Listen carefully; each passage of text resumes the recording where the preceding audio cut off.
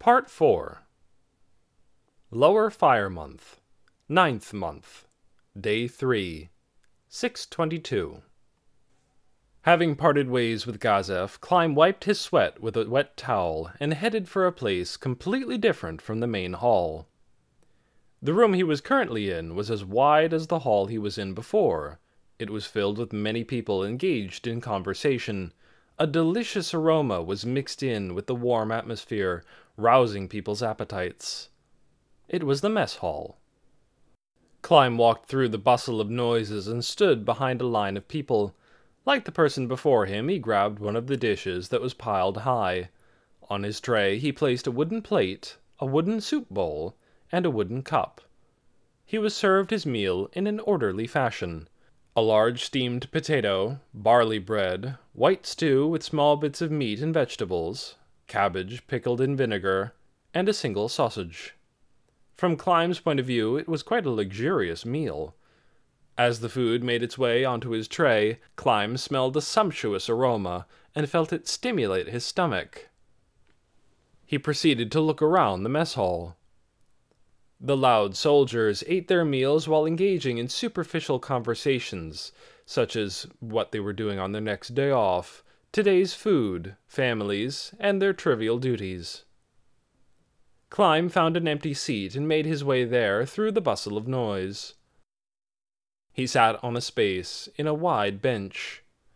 Soldiers were seated on either side of him, talking merrily amongst their friends. They barely gave Climb a disinterested glance before turning away to resume their talks. The only silence to be found was near Climb. An outsider looking in would think the atmosphere was strange. Despite the merry chatter in the surroundings, not a single person attempted to strike up a conversation with Climb. Of course, people would not normally go out of their way to speak to strangers, but they were fellow soldiers who would, at times, trust one another with their lives. Indeed, such a response was quite bizarre. It was as if the person named Climb did not even exist. Climb himself made no effort to speak to the others, the reason being that he clearly understood his own position. The ones who guarded the castle were not mere soldiers. A soldier of the kingdom referred to the militia armed by nobles who owned territory. It included the enlisted men whose wages were paid by the governor, and those who served as the city guard. What they all had in common was that they were made up of common folk. However, there were many problems with allowing just anyone the job of protecting the palace, the center of important news and information, and placing them so near the royal family. That was why a recommendation from a noble was required in order for someone to become a guard in the palace. If a guard caused trouble, the noble from whom he had received his recommendation would be held responsible. As such, only those with a clean background and a sound body and mind were given recommendations. However, this caused factions to form. Depending on which faction the sponsoring noble belonged to, that soldier ended up being roped into that group as well. A soldier who refused would not even receive a recommendation in the first place. It was fair to say that there were no exceptions whatsoever to this rule. It might seem like it would be filled with flaws, but on the contrary, being embroiled in a power struggle meant that the soldiers trained their skills diligently. Although their strength fell short of the Emperor's knights, the soldiers who guarded the palace still boasted considerable skill. Climb's strength was several levels above them, but that was also one of the reasons why the nobles were against him.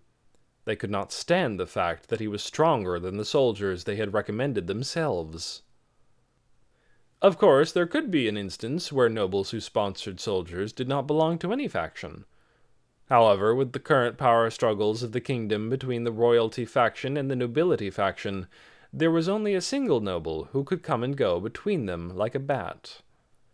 And among the soldiers, there was only one man who did not enlist on the recommendation of the nobles. That person was Climb. Normally, someone of Climb's background would not be able to serve Renaer by her side. Protecting the royal family, a duty of such grave importance, did not come to a person of low birth. It was common knowledge that only those of noble rank could protect royalty. Regardless, there were exceptions to this case, like the kingdom's elite warriors, as well as its strongest soldier, Gazef Stronov. And if Princess Renaer strongly wished it, there were few who could openly oppose her. Even if members of the royal family could speak against her, just who would interfere when she had the king's approval? Climb being granted his own private quarters could be called a result of a very complicated circumstance. A simple soldier would not even dream of his own room, and would have to spend his daily life in a larger area. Although Renaer ordered it, another reason Climb was given his own room was to isolate him. Not belonging to either faction made him troublesome in his existence. Considering Climb's circumstances, it was obvious that he belonged to the royalty faction, but that was a gathering of nobles who pledged their fealty to the king. From their point of view, Climb, with his unclear background, was an eyesore. As a result, the royalty faction saw Climb as a troublesome recruit, but if left alone, he would work for their side of his own volition. The nobility faction saw merit in pulling him to their side, but at the same time recognized the dangers of such an action. Even if they were called a faction, it did not mean that the many nobles who made up the groups were all of one mind. No matter what, a faction was a gathering in order to further a goal or a way of thinking. If the royalty faction had a person who did not welcome Climb, a commoner of unknown background who was the closest to a princess, so beautiful she was called golden, then it was safe to say the nobility faction would have someone who wanted to bring him over to their side. Regardless, currently there was no one in either group foolish enough to approach Climb and splinter his own faction. The result was that the two factions concluded that each did not want to hand Climb over to the opposing side, but at the same time also did not want him on theirs. This was why he did not speak to anyone and ate alone. Simply moving his spoon without speaking to others, nary a glance, his breakfast did not take 10 minutes to finish. I should be going. A habit possibly formed of being alone so often, Climb muttered to himself in satisfaction. As he was rising from his seat, a passing soldier bumped into him.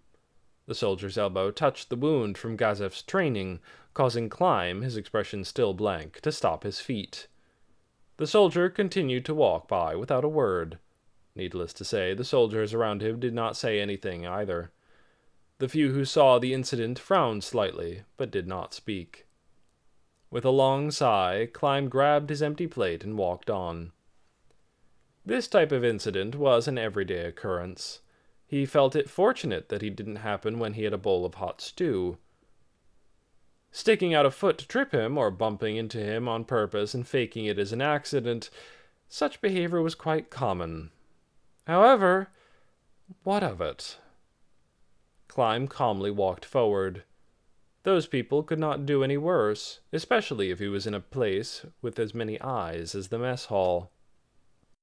Climb straightened his chest. His eyes pointed forward. He absolutely did not look down.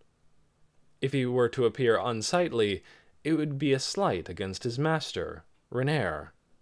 The reputation of the woman whom he pledged his absolute loyalty to was on the line.